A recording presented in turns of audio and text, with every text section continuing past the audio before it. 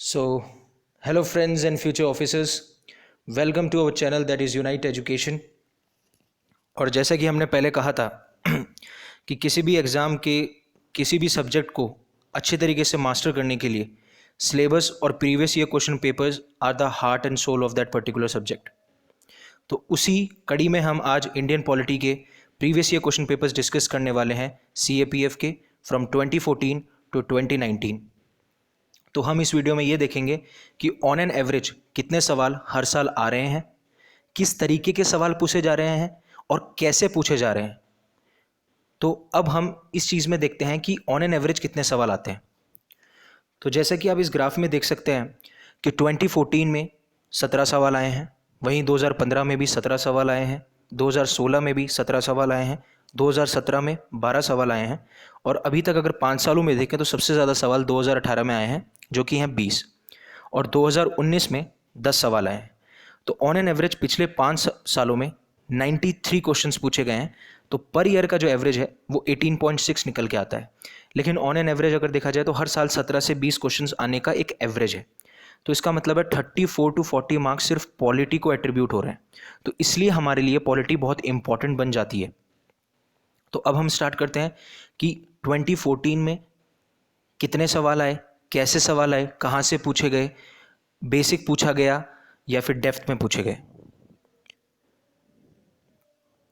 तो पहला सवाल आप देख सकते हैं जिसमें कि आपको स्टेटमेंट 1 और स्टेटमेंट 2 दिया गया है।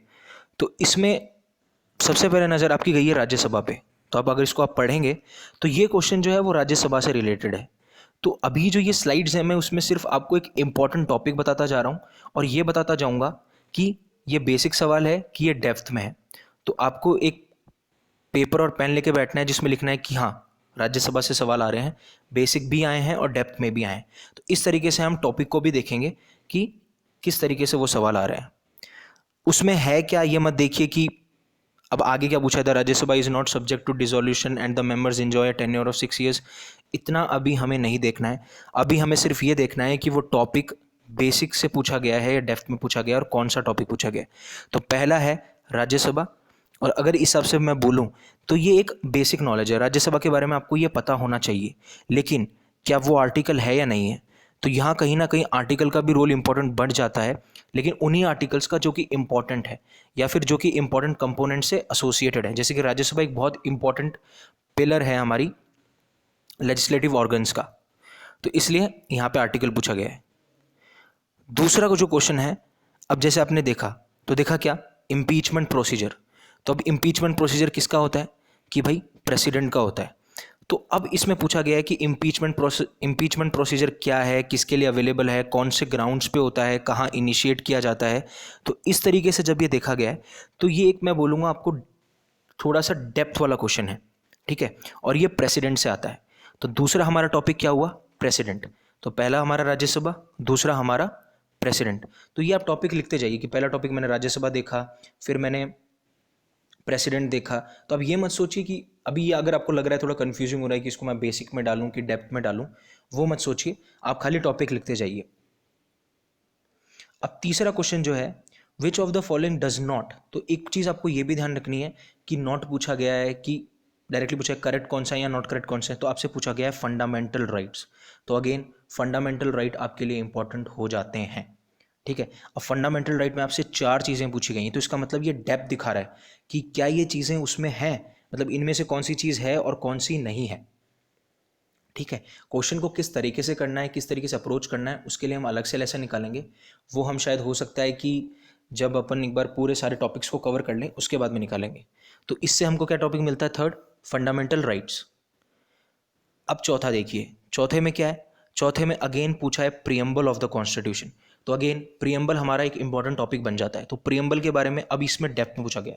तो अगर फंडामेंटल राइट डेप्थ में पूछा गया, प्रियम्बल डेप्थ में पूछा गया, तो इससे आपको क्या लग रहा है, इससे आपको ये लग रहा है कि हाँ प्रियम्बल और फंडामेंटल में डेप्थ में पूछा जा रहा है, तो इसमें मेरे को डेप्थ में पढ़ने की ज़रूरत है।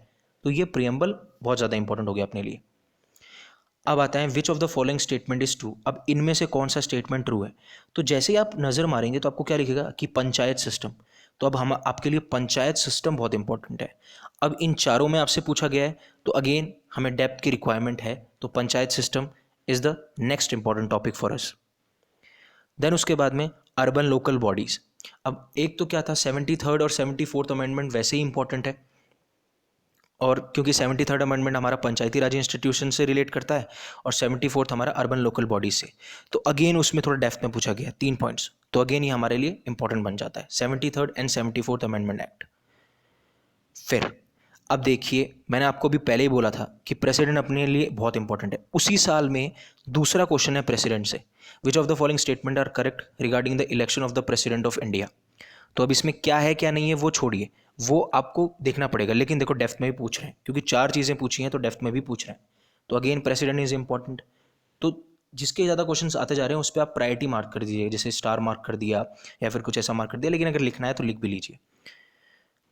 अगेन अब फंडामेंटल राइट तो पूछे ही पूछे, फंडामेंटल राइट में भी स्पेसिफिकली आपसे आर्टिकल 14 से 18 पूछ लिया, तो उसमें भी डेप्थ पूछेगी आर्टिकल 14 से 18 में कौन सा आ रहा है। तो फंडामेंटल राइट बहुत इंपॉर्टेंट हो जाते हैं इस हिसाब से, जो कि अपन नोट डाउन कर चुके। देन उसके बाद में governor, which of the following is are correct regarding the office of governor in India. तो अब ऑफिस ऑफ गवर्नर से रिलेटेड भी उन्होंने 3 ऑप्शन पूछे हैं, तो अगेन वो डेप्थ पूछ रहे हैं, तो गवर्नर टॉपिक भी हमारे लिए इंपॉर्टेंट हो जाता है। फिर उसके बाद में है which one among the following was not a provision of the regulating act of 1773। इसको आप पॉलिटी में भी डाल सकते हो और इसको आप चाहो तो हिस्ट्री में भी डाल सकते हो, तो जहाँ पे भी डालना है आपको डाल सकते हो, लेकिन हमारे कॉन्स्टिट्यूशंस में पहले जो हमारा हिस्टोरिकल बैकग्राउंड है कि किस तरीके से ब्रिटिश राज में हमारे एक्ट्स इंप्लीमेंट हुए, इनेक्ट हुए, उनका भी कहीं ना कहीं कॉन्ट्रीब्यूशन है हमारे कॉन्स्टिट्यूशन बनने में, इसलिए मैंने इसको पॉलिटी के अंदर डाला है। तो अब रेगुलेटिंग एक्ट ऑफ 1773 में इनमें से कौन सा प्रोविजन नहीं है, तो ये भी एक तरीके से बेसिक क्वेश्चन है, बट आपको कंफ्यूज किया जाएगा, किसी और एक्ट के कुछ प्रोविजन लाके इसमें डाल दिए जाएंगे, तो आपको बाकी एक्ट्स की भी इंफॉर्मेशन होना जरूरी है।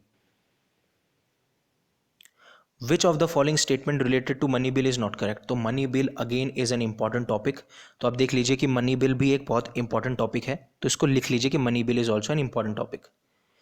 फिर उसके बाद में आता है residuary powers, which of the following statement regarding the residuary powers under the constitution of India is are correct. तो अब यहाँ पे क्या है कि रेसिड्यूरी पावर इंपॉर्टेंट टॉपिक बन जाता है। यहाँ पे ये नहीं देखना कि किस टाइप के उन्होंने टॉपिक्स पूछे हैं, लेकिन हमें यहाँ से ये निकालना है कि इंपॉर्टेंट टॉपिक्स हैं क्या, जिन्हें हमें इन एंड आउट पढ़ना है। तो सबसे पहले अपन वहीं पे ही पढ़ाई करेंगे, सबसे पहले अपन उन्हीं टॉपिक्स को प्रायोरिटी पर रखेंगे, बिकॉज बिलीव मी और नॉट, अगर अपन पिछले 5 सालों के टॉपिक्स लेंगे और उनमें से अपन प्रायोरिटी से टॉपिक्स डिराइव करेंगे, तो जैसे मान लीजिए मैं बोलता हूँ कि 2020 के जो एग्ज़ाम है उसमें 18 क्वेश्चन आने वाले हैं, तो अगर आप 5 साल के प्रायोरिटी के बेसिस पे अगर उन टॉपिक्स को करके जाते हैं तो 18 में से 10 से 12 आप उन्हीं से कर लेंगे, आराम से 10 से 12 वहीं से कर लेंगे, बाकी 3-4 आपकी एक्स्ट्रा एफर्ट पे डिपेंड करता है या फिर आपने किस तरीके से पॉलिटी को पढ़ा है। तो रेसिड्यू पावर भी इंपॉर्टेंट हो जाता है। अगेन उसी साल अगेन प्रेसिडेंट पे आया है, मतलब प्रेसिडेंट से थोड़ा एसोसिएटेड है, प्रेसिडेंशियल सिस्टम पे। तो अगेन हमारे लिए कि सिस्टम क्या है गवर्नमेंट का, कि पार्लियामेंट है कि प्रेसिडेंशियल है, वो भी एक इंपॉर्टेंट चीज़ बन जाता है। वैसे तो आपको ये लक्ष्मीकांत में मिल जाएगा, लेकिन जो मैंने आपको बोला था इंडियन कॉन्स्टिट्यूशन एट वर्क में, उसमें भी ये चीज़ मेंशन है, क्योंकि वो एक बेसिक फाउंडेशन आपकी क्रिएट करती है। अब है कॉन्स्टिट्यूशनल गवर्नमेंट, मतलब कि वो गवर्नमेंट जो कि कॉन्स्टिट्यूशन के प्रिंसिपल्स पे बेस्ड है, उसके क्या क्या फीचर्स होते हैं, ठीक है। तो उसमें भी आपको ये देखना है, तो ये एक मतलब ये शायद आपको कहीं मिले ना, ये आपको एक ऐसी अंडरस्टैंडिंग है, मतलब ये कंसेप्चुअल क्वेश्चन है जो कि आपको बार बार रिवाइज करने पर और पढ़ने पे और थोड़ी अंडरस्टैंडिंग डेवलप करने पे आएगा। तो कॉन्स्टिट्यूशनल गवर्नमेंट, और ये क्वेश्चन आगे आने वाले सालों में भी रिपीट हो चुका है, मैं आपको दिखाऊंगा, शायद 2017 के क्वेश्चन पेपर में ये रिपीट हुआ था। देन वी हैव, अब आपको पूछते हैं कि यार बॉडीज़ में हमें इतनी सारी बॉडीज़ पढ़नी होती है, तो नेशनल ह्यूमन राइट कमीशन में पूछा है कि उसके मेंबर्स क्या हैं, ठीक है। तो यहाँ पे एनएचआरसी थोड़ी इंपॉर्टेंट बॉडी हो जाती है, तो आप एनएचआरसी लिख दीजिए, ठीक है। वैसे तो आप लिख सकते हैं कि सारी इंपॉर्टेंट बॉडीज़, बट उसमें भी कुछ कुछ इंपॉर्टेंट बॉडीज़ होती हैं। अब ये क्वेश्चन है कि बिटवीन द 15 अगस्त, जब से हमें आज़ादी मिली और उससे पहले जब हमारा कॉन्स्टिट्यूशन इनैक्ट हुआ, उससे पहले हम कौन से एक्ट से हम गवर्न हो रहे थे। तो आपको शायद लगेगा कि इंडियन इंडिपेंडेंस एक्ट 1947 होगा या फिर इंडियन प्रोविजनल कॉन्स्टिट्यूशन ऑर्डर 1947 होगा, बट इसका आंसर है the government of India act 1935। ये बहुत बारीकी वाला सवाल है, जिसने बारीकी से पढ़ा होगा वही इस सवाल का जवाब दे सकता है, लेकिन इस तरीके से भी क्वेश्चन पूछा जाता है। अब ओरिएंटेशन देख रहे हो, मतलब शायद कोई इंपॉर्टेंट टॉपिक नहीं है ये, या फिर आप किसी को इसको क्लासीफाई नहीं कर सकते, बट फिर भी ये आपसे पूछा गया है।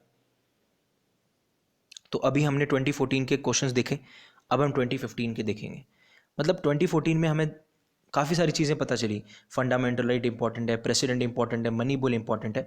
अब जैसे जैसे हम आगे क्वेश्चन पेपर्स को देखते जाएंगे, तो जो टॉपिक्स, एक तो हमें ये देखना है कि कौन कौन से टॉपिक्स बार बार आ रहे हैं, तो उनमें आप स्टार मार्क करते जाइए, बिकॉज वो ज़्यादा इंपॉर्टेंट टॉपिक बन चुके हैं, क्योंकि बार बार उनसे सवाल आ रहे हैं, हर साल या हर 2 साल में उनसे सवाल आ रहे हैं, तो वो हमारे लिए बहुत इंपॉर्टेंट टॉपिक है।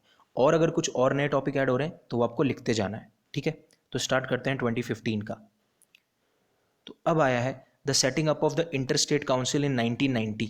अब इंटर स्टेट काउंसिल एक बहुत इंपॉर्टेंट चीज़ है when it comes to cooperative federalism. तो उसका मतलब क्या था, मतलब उसको सेटअप करने का वो था क्या। अब देखिए, इसके ऑप्शंस पे मत जाइए, हम यहाँ से सिर्फ इंपॉर्टेंट टॉपिक्स निकाल रहे हैं। मैं अगेन कह रहा हूँ, इनके ऑप्शंस पढ़ने की अभी कोई ज़रूरत नहीं है, ठीक है। और अभी सॉल्व करने पे भी मत जाइएगा, ठीक है, उस पर भी मत जाइएगा। अब दूसरी बॉडी आती है, जैसे एनएचआरसी बॉडी थी, दूसरी बॉडी आती है कैग। अब कैग काफ़ी न्यूज़ में रहती है और कैग बहुत इंपॉर्टेंट बॉडी भी है। तो अभी इंपॉर्टेंट बॉडी से नहीं पूछेंगे तो कहाँ से पूछेंगे, ठीक है। तो अगेन उन्होंने बोला कि कैग जो है वो कैसे रिमूव किया जा सकता है। ये एक सिंपल क्वेश्चन है, अगर आपने कैग को बारीक मतलब डीपली भी नहीं पढ़ा है, ऊपर ऊपर से भी पढ़ा है, तो आपका हो गया इसमें काम। तो ये बिल्कुल मैं बेसिक मांगूंगा। अब ये क्वेश्चन थोड़ा सा डिफ़िकल्ट है, और ये लक्ष्मीकांत में आपको मिल जाएगा, या फिर जो आपकी पॉलिटी की क्लास 11th और 12th की जो बुक है उनमें भी मिल सकता है। लेकिन हाँ, हो सकता है कि इसको आप छोड़ ही दें, ऐसे क्वेश्चन को शायद ना हो। तो ये पूछा है कि ग्रैनवाइल ऑस्टिन के हिसाब से मोस्ट सिग्निफिकेंट कॉन्ट्रीब्यूशन क्या था इंडिया का कॉन्स्टिट्यूशन मेकिंग में। तो वो आपको देखना है। शायद मेरे हिसाब से इसका आंसर, जितना मुझे लगता है, एसिमेट्रिकल फेडरल स्ट्रक्चर था। बाकी एक बार आप देख लीजिएगा। अब ठीक है, अब इसमें आ रहे हैं स्पेशल प्रोविजंस। मतलब जो जो हमारे कॉन्स्टिट्यूशन में स्पेशल प्रोविजंस किसी पर्टिकुलर स्टेट या यूटी को दे रखे हैं, वो बहुत इंपॉर्टेंट बन जाते हैं। डायरेक्टली सवाल पूछते हैं कि ये पर्टिकुलर आर्टिकल जो है वो स्पेशल प्रोविजन किससे एसोसिएटेड है, ठीक है, तो ये भी पूछते हैं। अब ये थोड़ा सा डिफिकल्ट केस है, बिकॉज कई बार एग्जाम हॉल में वो पर्टिकुलर केस याद नहीं आता कि लोकस स्टैंडर्ड रूल कहाँ दिया गया था। लेकिन ये भी लोकस स्टैंडर्ड रूल जो है, to move the court was liberalised, मतलब इसको लिबरलाइज कब किया गया था, वो किस केस में दिया गया था। थोड़ा सा डिफिकल्ट क्वेश्चन है, बहुत सारे रिवीजन और थोड़ा सा ध्यान। अब क्या होगा, आपने अभी क्वेश्चन पेपर देखा तो आपने देखा हाँ यार स्पेशल प्रोविजंस भी पूछते हैं, तो थोड़ा मेरे को ध्यान देना चाहिए। ओ, लोकस स्टैंडर्ड रूल भी पूछा है, तो उसका भी थोड़ा सा आपको ध्यान देना चाहिए। आप पढ़ते वक्त आपको ओरिएंटेशन चेंज हो जाएगा। अगर आप normally previous year question paper को देखे बिना अगर पढ़ोगे तो आप सब कुछ पढ़ दोगे, पहली चीज़। और दूसरी चीज़, आपको पता नहीं होगा कि कौन सी चीज़ पे मुझे ज़्यादा ध्यान देना है, कौन सी चीज़ पे मुझे कम ध्यान देना है। तो ये चीज़ आपको ओरिएंटेशन प्रोवाइड करती है कि किस तरीके से चीज़ों को पढ़ा जाए। अब अगेन मैंने बोला प्रोविजन अंडर आर्टिकल 350A। अब ये आर्टिकल इंपॉर्टेंट होगा तभी तो पूछा गया है। लक्ष्मीकांत में शायद 2 या 3 पेज हैं जहाँ पे इंपॉर्टेंट आर्टिकल्स मेंशन है। इंपॉर्टेंट आर्टिकल्स में डायरेक्टली लिखा हुआ आर्टिकल 350A किस चीज़ के लिए, वहीं से उठाया और चेप दिया, ठीक है। तो इस चीज़ को भी ध्यान रखिएगा। अब कैबिनेट मिशन हमारे लिए बहुत इंपॉर्टेंट हो जाता है। अब इस कैबिनेट मिशन को आप, मोस्टली लोग बोलते हैं कि इसको मैं हिस्ट्री में रखूँगा, तो आप रख सकते हैं, हिस्ट्री और पॉलिटी किसी में भी रख सकते हैं। But cabinet mission again it becomes important for us, because क्या कॉन्स्टिट्यूंट असेंबली में उसका फॉर्मेशन का था कि नहीं था, तो ये थोड़ा डीप क्वेश्चन हो गया, आपको पता होना चाहिए। तो इस साल में थोड़े से वेग टॉपिक्स आए थे, मतलब लोगों ने सोचा था कि कैसे टाइप के क्वेश्चन पूछे जा रहे हैं, थोड़े बहुत इसमें अलग टाइप के क्वेश्चन थे। लेकिन हमें हर एक टॉपिक से ओरिएंटेशन चेक करना है। अब according to article 3 of the constitution of India the parliament may by law. तो अब आर्टिकल 3 ऑब्वियस ही बात है, पहला पार्ट तो इंपॉर्टेंट है ही किसी भी हालत में। तो अब इससे पूछा गया कि भाई आर्टिकल 3 जो है, अब ये एक इंपॉर्टेंट आर्टिकल भी है। तो आर्टिकल्स भी वही पूछे जा रहे हैं जो सिग्निफिकेंट है, या तो इधर दे आर न्यूज़ में है या फिर बहुत इंपॉर्टेंट है। वही टॉपिक पूछे जा रहे हैं जो कि बहुत इंपॉर्टेंट है। अब देखिए, which of the following committee और committee submitted report on electoral reforms. अब इनमें से इलेक्टोरल रिफॉर्म्स पे किसने की। अब जब आप पंचायती राज पढ़ेंगे तो हमें उसमें पता चलेगा कि बलवंत राय मेहता साहब भी कुछ थे, लेकिन इन्होंने पंचायती राज पे दी थी। तो अगर आपको इतना भी पता है तो आप 4 को जब एलिमिनेट करोगे, मतलब पंचायती राज इसलिए भी इंपॉर्टेंट है कि वो उससे डायरेक्ट क्वेश्चन भी बन सकते हैं, बट इसलिए भी इंपॉर्टेंट है कि शायद अगर एग्जाम में मैं बैठा होता तो शायद मैंने ये इलेक्टोरल रिफॉर्म्स वाली मान लो उस टाइम पे वो चीज़ नहीं पढ़ी होती, लेकिन मुझे इतना तो पता है कि बलवंत राय जो मेहता साहब हैं उन्होंने इलेक्टोरल रिफॉर्म्स पे कोई बात ही नहीं की, वो तो पंचायती राज में आते हैं। तो 4 जब आप एलिमिनेट करोगे तो you will be left with C option, that is 1, 2 and 3। तो these are the some tactics which we need to deploy while we are attempting the paper. तो आपको ये चीज़ थोड़ा सा दिमाग में रखनी है। इस तरीके से भी क्वेश्चन होता है, डायरेक्टली आपने इलेक्टोरल रिफॉर्म्स नहीं पढ़े और आपने उसको देखा कि नहीं यार मैंने तो टॉपिक ही नहीं पढ़ा, मैं तो छोड़ दूँ, नहीं ऐसे छोड़ना नहीं होता। इस तरीके से भी क्वेश्चन किए जाते हैं, जिसको हम एक सेपरेट सेशन में करेंगे। अब अगेन आर्टिकल 355, ये भी बहुत इंपॉर्टेंट आर्टिकल है। तो देख रहे हो, इंपॉर्टेंट आर्टिकल, इंपॉर्टेंट प्रोविजंस या फिर indirect knowledge of some topics is helping in you to solve some unknown or vague topics which you might have not read. So ये ब्यूटी होती है प्रीवियस ईयर क्वेश्चन पेपर्स को पढ़ने की, उनको analyse करने की। अभी सॉल्व करने की कोशिश मत कीजिएगा, सॉल्व हम जब करेंगे जब हमने उनके रेस्पेक्टिव सोर्सेज से पढ़ लिया हो, we are confident about it, we have revised it 3 to 4 times, उसके बाद में हम इनको सॉल्व करने की कोशिश करेंगे और फिर हम अपने स्ट्रेंथ और वीक एरियाज निकालेंगे। ठीक है। अब अगेन मैंने आपको पहले ही बोला है 2014 में उन्होंने पहले क्या बेसिक क्वेश्चन पूछ लिया कि नेशनल ह्यूमन राइट कमीशन जो है उसको चेयरमैन जो है उनको कैसे रिमूव करते हैं।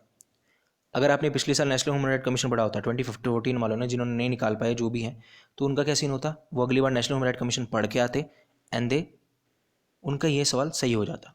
समझ रहे हो, इसलिए वो ज़्यादा इंपॉर्टेंट है। ठीक है। अब ये पुंछी कमीशन, पुंछी कमीशन किससे रिलेटेड है। अब हमें भी पता है कि सेंटर और स्टेट के रिलेशन बहुत इंपॉर्टेंट होते हैं, तो पुंछी कमीशन वहाँ से पूछा गया। ठीक है। तो इंपॉर्टेंट कमीशंस भी पूछे जाते हैं, तो लिखते जाइए important articles, important provisions, important acts. ठीक है। तो ये भी पूछे जाते हैं। और ये थोड़ा डिमांड पॉलिटी, कमांड पॉलिटी, ये थोड़ा सा डिफिकल्ट है, बट हाँ ये भी आपको 11th क्लास के एनसीईआरटी में मिल जाएगा। आई थिंक पॉलिटिकल थ्योरी में है ये। फिर उसके बाद में है which one of the following is the principal place of sitting of the national green tribunal. तो नेशनल ग्रीन ट्रिब्यूनल हमेशा न्यूज़ में रहती है कुछ ऑर्डर्स पास करने के लिए, बिकॉज इनका मैंडेट है कि जो भी एनवायरनमेंट से रिलेटेड चेंजेस हो रहे हैं या फिर कुछ अलग चीज़ें हो रही हैं, गलत चीज़ें हो रही हैं, उनके लिए ट्रिब्यूनल गठित की गई है। तो इसका कहाँ पे है, और ये का सेम क्वेश्चन रिपीट हुआ है शायद 2018 में आई गेस। अब अगेन 9th शेड्यूल। ठीक है। तो 9th शेड्यूल जो है वो किस एक्ट के द्वारा ऐड किया गया था, तो या तो कोई इंपॉर्टेंट एक्ट या फिर इंपॉर्टेंट शेड्यूल। अगेन मैंने बोला राज्यसभा इंपॉर्टेंट है, तो राज्यसभा से और मनी बिल भी इंपॉर्टेंट है, तो क्या किया इन्होंने, राज्यसभा और मनी बिल को जोड़ दिया और पूछ लिया कितना विथ होल्ड करते हैं। तो अगर आपने राज्यसभा भी पढ़ा होता तो भी कर देते, मनी बिल पढ़ा होता तो भी कर देते। ठीक है। तो समझ लो पुराने प्रीवियस क्वेश्चन पेपर से आपके हर साल क्वेश्चन होंगे। ठीक है। अब अशोक मेहता कमेटी पंचायती राज इंस्टीट्यूशंस के बनाई गई थी, तो उसमें साफ साफ पूछ लिया है कि कौन कौन से रीजंस थे जो कि अशोक मेहता कमेटी सामने बोला कि ये कारण है decline of the Panchayati Raj institution. तो ये सारी चीज़ें आ गई। तो यहाँ तक हमने 2014 से 2015 जहाँ पे 17 सवाल पूछे गए, हमने देख लिया है कि कौन कौन से इंपॉर्टेंट टॉपिक्स हैं, किस तरीके का ओरिएंटेशन हमारा होना चाहिए। अब हम इस लेक्चर में लास्ट 2016 के करने वाले हैं क्वेश्चंस। So let's proceed. तो अब पूछा है which one of the following is not a source of political legitimacy. ये क्वेश्चन ऐसे हैं शायद आपको कहीं मिलेंगे नहीं, ना आपको कहीं पढ़ने में मिलेंगे, या फिर हो सकता है पढ़ने में मिले, लेकिन ये अंडरस्टैंडिंग बेस्ड है कि पॉलिटिकल लेजिटिमेसी में कौन सा सोर्स नहीं हो सकता। ठीक है। मतलब अगर आपको सरकार बनानी है और वो लेजिटिमेट सरकार बनानी है, तो आपको वो ऐसी कौन सी चीज़ है जो सोर्स नहीं होना चाहिए। ठीक है। तो इस पे बात की गई है। तो ये अलग टॉपिक अंडरस्टैंडिंग पे बेसिस पे आता है। ट्राई कीजिएगा इसका आंसर करें आप अगर आपको लगता है तो, क्योंकि मेरे को नहीं लगता कि इसमें अगर आपकी थोड़ी बेसिक भी नॉलेज है तो आप कर लेंगे। फिर अगेन मैंने बोला presidential form of government important है। Again they have asked the question on presidential form of government. ये चीज़ नोट करना बहुत ज़रूरी है और बार बार प्रीवियस क्वेश्चन पेपर को रिविजिट करना पड़ेगा। एक बार रिविजिट करने से कुछ नहीं होगा, एक बार देखने से कुछ भी नहीं होगा। बार बार या तो उनसे आप एक टॉपिक्स की लिस्ट बना लीजिए कि these are the important topics, और उनको पढ़िए और उनको क्रैक कीजिए। ठीक है। अब again abolition and creation of legislative council. अब ये बहुत एक इंपॉर्टेंट स्टेप है, तो इसका एक इंपॉर्टेंट आर्टिकल भी है, तो ये आपसे हो गया। अब the provision under article 51A of the constitution of India. Again ये आर्टिकल भी बहुत इंपॉर्टेंट है। मेरे हिसाब से DPSP तक तो सारे आर्टिकल इंपॉर्टेंट है, हर एक आर्टिकल आपके टिप्स पे होना चाहिए, from article 1 to article 51A and then fundamental duties also. ठीक है, वो भी आपके टिप्स पे होना चाहिए, एक टिप्स पे होना चाहिए, तभी आप इस क्वेश्चन को कर पाओगे। ठीक है, फिर कॉन्स्टिट्यूशन ऑफ जम्मू कश्मीर जो है वो कब फोर्स में आया, तो एक ऑब्वियस सी बात है कि इंपॉर्टेंट इवेंट है तो वो पूछेंगे ही। तो वो कुछ ऐसा नहीं पूछते हैं जो रेलेवेंट ही ना हो, इरेलीवेंट चीज़ कभी नहीं पूछेंगे वो। और अगर पूछ भी लेते हैं, आपको लगता है कि यानी ये तो इरेलीवेंट था, तो 2-3 क्वेश्चन, हर क्वेश्चन तो करना है नहीं हमें। फिर अगेन कॉन्स्टिट्यूएंट असेंबली से रिलेटेड हमारे क्या है, अब कॉन्स्टिट्यूएंट असेंबली जब हम फॉर्म कर रहे थे वो एक इंपॉर्टेंट इवेंट था, तो उसके लिए क्या क्या स्टेटमेंट्स करेक्ट है। ठीक है, फिर जिला परिषद का चेयरमैन कौन होता है, इतना बेसिक सवाल है, शायद ये क्लास 6 या क्लास 7 के NCERT में। ठीक है, तो ये भी आपको पता होना चाहिए। फिर the theory of separation of power is a division of power between, अगर हम सेपरेशन ऑफ पावर की बात करते हैं, बहुत इंपॉर्टेंट चीज़ है, क्योंकि ये जो है separation of power between legislative, executive and judiciary, तो क्या होगा, डिफरेंट ब्रांचेस ऑफ गवर्नमेंट में ही आएगी ये, तो बस ख़त्म हो गया इस तरीके से। What is meant by social equality, ये क्वेश्चन मेरे हिसाब से आप एग्जाम टाइम पे भी कर सकते हो, अगर आपको थोड़ा सा, equality means all are equal, social means at a social level. ठीक है, तो अब आप खुद देखिएगा, इसको सोचिएगा कि क्या आंसर आ सकता है इसका। ठीक है, फिर है फीचर ऑफ इंडियन फेडरलिज्म, अब जो हमारा इंडियन फेडरलिज्म है वैसे ही बहुत यूनिक है, तो उसके फीचर्स क्या क्या हैं, अब इनमें से पूछा है कि कौन सा नहीं है। ठीक है, तो अगर आपको पता है कि कौन से हैं, तो आप ये तो पता लगा ही सकते हो कि कौन से नहीं है। अब 10th शेड्यूल जो है कॉन्स्टिट्यूशन ऑफ इंडिया का, वो किससे रिलेट करता है, तो अगेन मैंने आपको बताया कि आर्टिकल 51A तक सारे आर्टिकल इंपॉर्टेंट है, आपके टिप्स पे होने चाहिए, स्केड्यूल्स इंपॉर्टेंट हैं, प्रोविजंस इंपॉर्टेंट हैं, इंपॉर्टेंट एक्ट्स इंपॉर्टेंट हैं। ठीक है, इंपॉर्टेंट केसेस हैं। ठीक है, सारी चीज़ें वही पूछेंगे जो यूनिक हैं, या फिर जो कोई एक, जो इवेंट जो था वो बहुत मेमोरेबल था, स्पेशल था, इसलिए ही वो सवाल पूछे जाएंगे। अब the amending power of the parliament is set fourth in which one of the following, अब पार्लियामेंट की जो अमेंडमेंट पावर है, मतलब अगर किसी कॉन्स्टिट्यूशन ऑफ आर्टिकल में हमें अमेंडमेंट करना है तो वो पार्लियामेंट किस आर्टिकल के तहत करती है, तो ये भी एक बहुत इंपॉर्टेंट चीज़ है। ठीक है, अब देखो, with regard to constitution amendment bill which one of the following statement is not correct, तो कॉन्स्टिट्यूशन अमेंडमेंट बिल से रिलेटेड, अब कॉन्स्टिट्यूशन अमेंडमेंट बिल भी एक बहुत इंपॉर्टेंट चीज़ है। ठीक है, तो अब ये सारी चीज़ें क्या हैं, पार्लियामेंट के अंदर आती है, तो पार्लियामेंट वैसे ही बहुत इंपॉर्टेंट टॉपिक है, पार्लियामेंट में आपका राज्यसभा आ जाता है, लोकसभा आ जाता है, बिल्स आ जाते हैं, वीटोज़ आ जाती हैं, सब कुछ आ जाता है इसके अंदर, तो पार्लियामेंट बहुत स्पेशल और बहुत यूनिक है, और हर साल उससे 2 से 3 सवाल आते ही आते हैं। देखिए कट मोशन, अब कट मोशन भी एक पार्ट है पार्लियामेंट का। फिर है who among the following divided governments into Republic, monarchial and despotic, अब देखिए आप, किसी एक में से, इनमें से किन्होंने सेपरेशन ऑफ पावर की बात की थी, तो जो सेपरेशन ऑफ पावर की बात करेगा, अगर आप उसके बारे में पढ़ने जाएंगे तो आपको कहीं ना कहीं पता चलेगा कि वो मॉन्टेस्क्यू साहब थे, तो मॉन्टेस्क्यू साहब ने डिवाइड किया था गवर्नमेंट को इस चीज़ में। ठीक है, अब देखिए ये सेम क्वेश्चन पिछले साल पूछा गया, या फिर शायद 2014 में हमने देखा, डिमांड पॉलिटी और कमांड पॉलिटी, और डिट्टो का डिट्टो क्वेश्चन उन्होंने रिपीट कर दिया, तो जिसने प्रीवियस क्वेश्चन पेपर सॉल्व कर रहा होगा तो उसको 1-2 क्वेश्चन डायरेक्ट ही मिल रहे हैं। ठीक है, तो उसकी भी इंपॉर्टेंस उतनी बढ़ जाती है। और फिर है मोरलेमेंटो रिफॉर्म्स, आप चाहें तो इसको हिस्ट्री में भी काउंट कर सकते हैं, बट मैं इसको पॉलिटी में काउंट करूँगा, क्योंकि मैंने फिर कहा था कि जो एक्ट्स हैं उन्होंने कहीं ना कहीं हमारे कॉन्स्टिट्यूशन मेकिंग में कंट्रीब्यूट किया है, इसलिए, और हमें हिस्टोरिकल बैकग्राउंड वैसे भी पढ़ना है, तो ये चीज़ आपको दिमाग में रखनी ही होगी। ठीक है, तो अब मैं इसका सेकंड वीडियो अपलोड करूँगा, वो मैं या तो बाय इवनिंग अपलोड कर दूँगा, या फिर आफ्टर 2-3 आवर्स अपलोड कर दूँगा। तो thank you very much for patiently listening to me, and here on behalf of Unite Education, I am signing off. Keep studying, keep growing, and do like, share, and subscribe this video if you think these videos or this channel is making a difference in your preparation. Thank you very much. God bless you all.